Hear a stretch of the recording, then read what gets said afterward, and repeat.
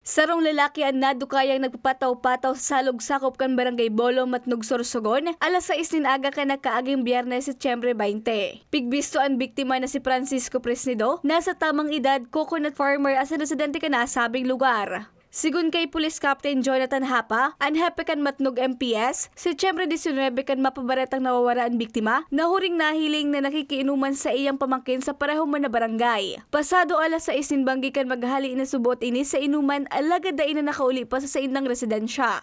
Papauwi na po itong biktima ay nung mga gabing nung po noon ay maulan at yun nga nagtataka yung asawa niya at mga ganong oras ay hindi pa po nakakauwi despite ng tinext na siya ng kanyang kapatid, yung asawa ng biktima na nakauwi na daw, ngunit yung chinek ng asawa niya na wala pa doon sa bahay. Kaya nagtaka yung asawa ng biktima at pumunta doon sa kapatid niya at chinik kung nasaan na yung asawa niya.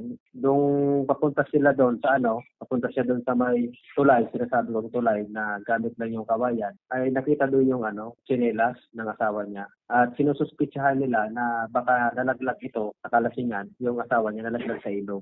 Dugang pakan hepe, posibleng naulog ang biktima sa pigagihan kaining tulay na kahoy na uminalnas darakan pag-uuran.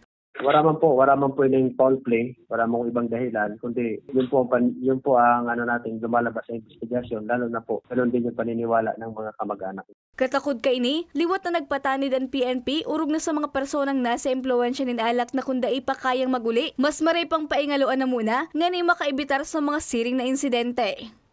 Para sa mga baratang tatak Bicol, Regine Boy.